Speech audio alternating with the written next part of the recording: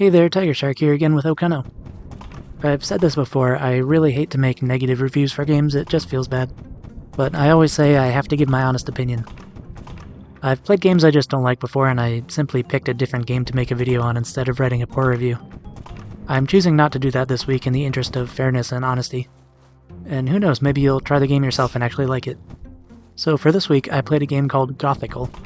I can't be too harsh since it was a student project, but again, I have to be honest. As usual, I will talk about the things I liked first. I think the idea is solid, the graphics are decent for a game like this.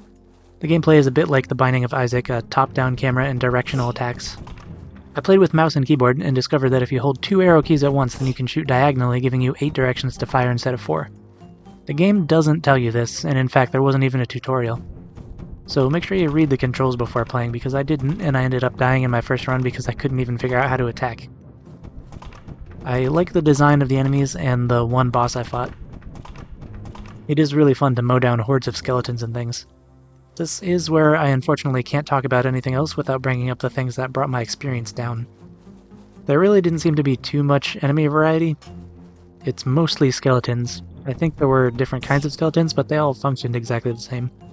Adding in some archer skeletons or mages or something like that would have drastically improved that.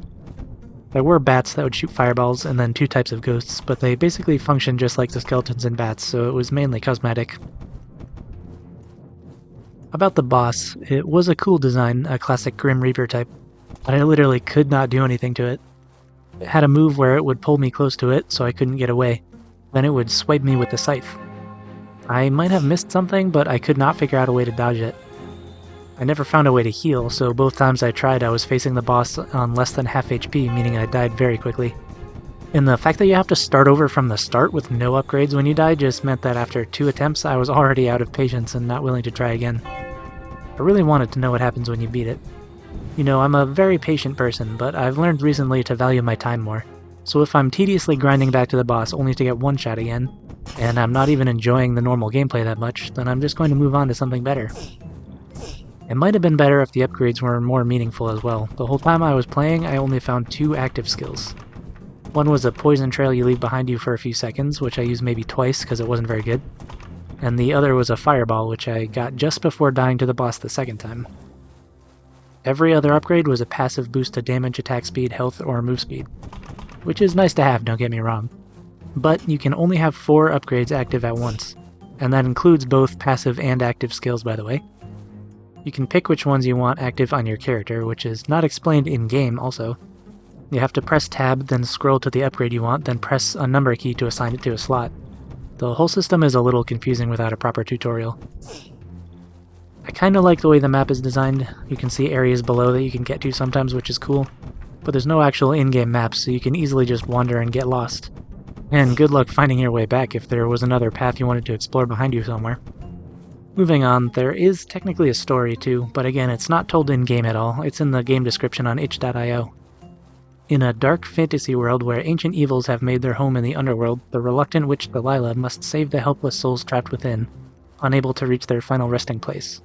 Rescuing them will earn their eternal gratitude, and they will gift you a variety of skills to help you on your quest. Your stay in the underworld is precarious.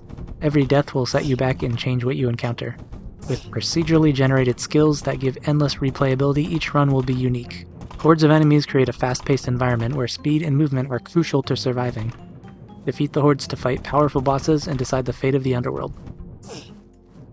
Honestly, the description makes the game sound cooler than it is. I don't know, you can still give it a try if you think it looks cool. But I can't currently recommend it. If a few things were added or tweaked, I'd gladly switch to a positive recommendation. Specifically, a way to heal, more active skills, a map, actual explanation in-game for how things work, maybe a checkpoint outside the boss door. I guess the checkpoint isn't necessary, but having to run back to the boss every time because I couldn't avoid its damage was demoralizing and tedious. Anyway, I really don't mean to crap all over this dev's game, but if I'm not having fun, then I'm not going to keep playing it. I'm making these reviews so A, maybe the games I play can get some more exposure, and B, so people know what to expect when going into them. Again, this is a free student project, so I can't take too much issue with it. If they were charging money for this, then I'd start to get a little more harsh.